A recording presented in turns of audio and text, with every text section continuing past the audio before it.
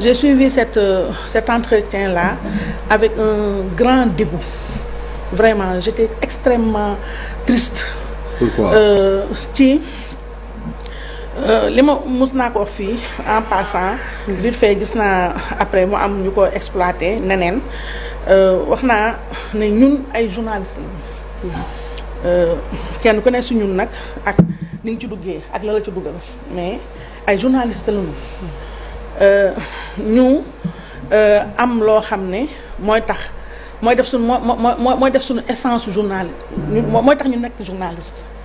bu weesoo équilibre de l'information et cetera le principe de neutralité ak yooyu mais dafa am loo xam ne dafa am solo kenn ku ne su ñun am nga droit am say xarit ñu ay nit lañu duñu ay saint duñu ay je sais pas am na ku ne am nga droit am sensibilité ci wax ak ci nekk sa xarit ñun surtout ñun ñii nga xam ne ñu ngi fi bëgg a yàgg tuuti xam nañu homme politique yu bëri sekk nañoo ak ñoom lu bari dañuy wattanteeg ñii di gisanteeg ñële mais dafa am loo xam ne kenn ku ne da nga ko war a sóor mooy moment yu important yu mel nii am yu bëri yu xew boo toogee kenn ci acteur ba ci sa kanamu père devant l'histoire dangaa war a góorgóorlu ba am benn distance raisonnable boo respecté keroog tey li may wax nag comme li may wax tout le temps ñi am xel yi ñu laay waxal waxuma ak ñuy déglu ak passion ak fanatisme te li may wax journaliste Sénégal gi yépp ku ci am sa bonne foi di wax xam ne li may wax loolooy dëgg ndax ñoom ñëpp ko dundandoo dañ ko dul nag ñemee la ay sotu ñemee wax ci kaw ñoom ne ci suuf lañ koy waxante keroog déggu bi ma am mooy d'abord li ma gis mooy benn one man show dafa mel ni Macky Sall mu toog jël Racine Talla jël Yakham Mbaye jël El Hadj Kassé jël ñoom Abdou Latif Coulibaly yi ñooñu ñëpp journalistes yooyu ñoom ay ñoom Madiambal ak yooyu ñoo ñëpp nekk ci galaxie dajale leen ne leen waa voilà yéen ñëw leen ngeen posé ma question. de façon sélective. voilà xam nga foofu lu leer ba leer mooy doo fa dégg loolu a naqari. mais c'est pas le cas. attends Chérif mu ñëw foofu doo fa dégg la naqari boo déggee ma def comparaison boobu mooy et Sonko il a le droit tout comme Macky Sall ndax Macky Sall tamit buy def c'est xaw ma à la nation. mooy seppi moom mi tamit ay journalistes tànn ñi muy waxal kooku kenn ku ne. on a vu quand même le président discours voilà kenn ku ne am nga droit nga tànn ki nga bëgg a waxal loolu ku ne am nga ci droit. ak fi nga bëgg a waxee ak fi nga bëgg a waxee ak ni nga bëgg a waxee kooku am na ci droit mais xam nga lan la ñu war a encadrer. xam nga Macky Sall tuumaaluñu ko luñ tuumaal Sonko. dafa am une différence boo xam ne ku ne da nga ko war a respecté tuumaaluñu ko li ñu tuumaal Sonko ñëw toog ngay wax ak moom boo xoolee journaliste yi moo tax j'ai pris des notes parce que man affaire bi dafa ma naqari ba nga xam ne man comme li ma tout le temps tàmmoon di seetaan lu ma naqari man lu ma neex laa bëgg di gis di ko dégg commencé naa ko seetaan tout des fois sama xol tàng ma coupé parce que yaa ngi may non quand même journaliste xaaral Chérif ma ni journaliste laa naa ñëwaat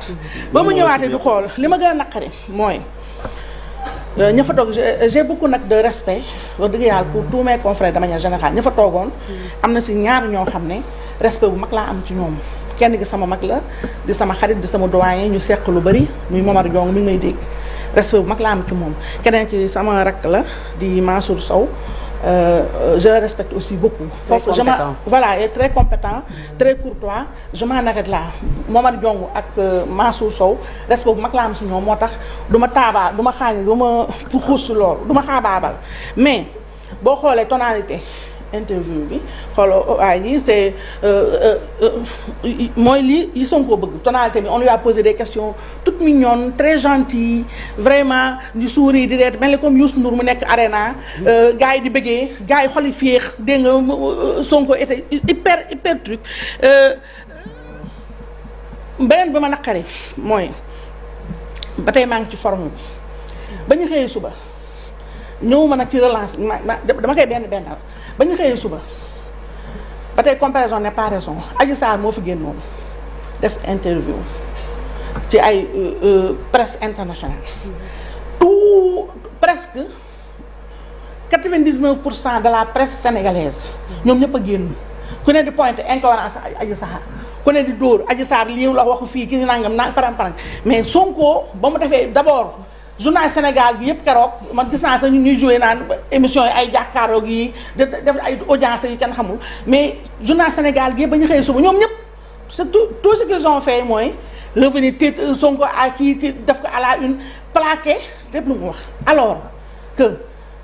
ni ñu def ba pointé ay incohérence Adji Sarr mais Sonko def na fi yu gën a garaaw ci biir interview yo kenn ba fi may waxee yow dégg ma kenn kooku. est-ce que ñoom relevé nañ li ngay wax. relevé wuñu ko moom laa lay wax xoolal. est-ce que gis nañ ci incohérence laa bëgg a wax. non incohérence mënu si ñaar xam nga lu tax. wax naa déjà ne dañ ko posé ay questions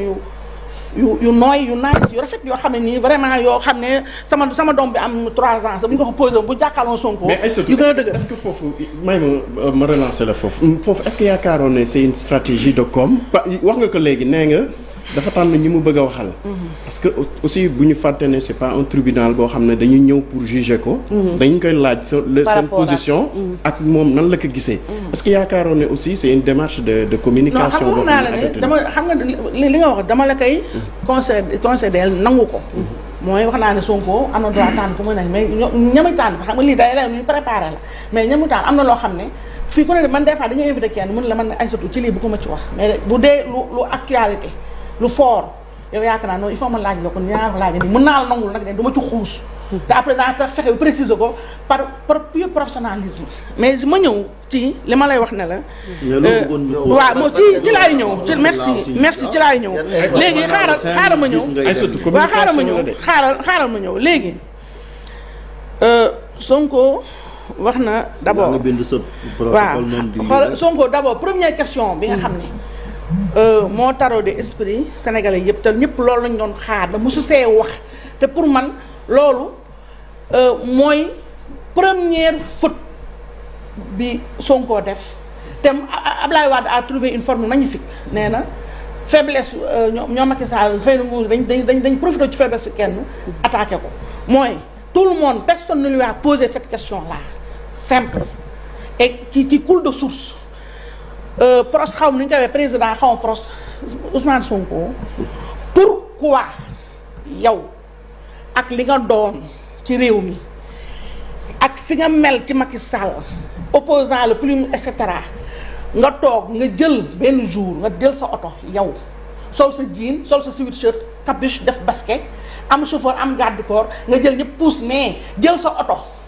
dawal sa bopp waaxu ba Sweet Beauté demoo fa benn yoon demoo fa ñaar dem da doon faju nee na ay sax waaw xaaral ma ñëw xaaral xam nga ay laaj la parce que xoola beneen laaj bi xaaral ma wax la damay ñëw pourquoi nga def loolu nga demal sa bopp foofu demoo benn yoon demoo ñaari yoon demoo ñetti yoon dangaa demati dikk benn deuxièmement xaaral ma ñëw deuxième question mooy li ngeen wax nee na day faju ji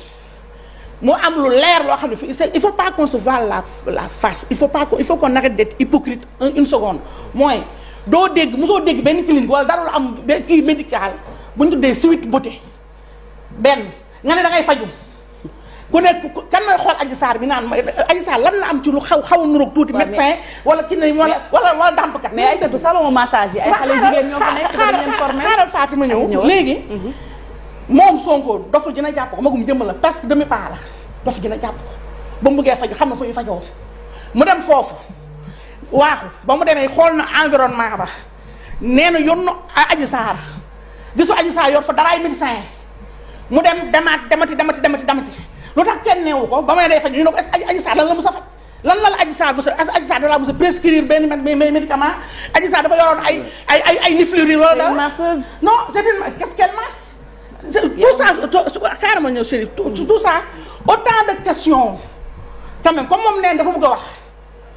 comme moom nee na dafa jóg pour nee na dafa am fit nee na guerrier la ragalul dara dafa ñoo am fit boo jógee pour wax da ngay wax la nga noppi ñamu jàkkaar lool ñoo waroon devant l'histoire ndax Sonko bu doon am fit dëggantaan fit xaaral Chérif fit buy ma fit gi mu am Sonko bu doon bu fekkante ne fit gi muy woote dëgg la ci moom amoo loolu reproché conférence de presse question xaaral Chérif non loolu choix la ay surtout xam nga conférence de presse déclaration interview ça c'est un choix. est-ce que loo fa doon wuti ça nous avance à quelque chose ci dossier si xamul tax ça nous parce que loo fa doon wuti waxoon na ko ba pare. il faut aussi à un moment donné il faut que ñu d'accord ci benn affaire mooy je fais ma chronique. mais gën a mën a relancer. mais nag mais aussi nag bu ngeen bëggee relancer nag dafa joxe seen avis tamit man damay mujjee note. bàyyi ma waaw déedéet mais kon posé leen ko question bàyyi ko bàyyi ma wax voilà léegi kon mais kon il faut mu am. ngeen comprendre il faut mu am déglu boobu ngay wax waaw ma ñëw dara ci li nga xam ne mooy dossier. léegi Malick mën naa ñëw. voilà léegi da ngeen may bàyyi ma. parce que yaa ngi lire nii rek il faut que des mois ñu. waaw non d'accord naa mais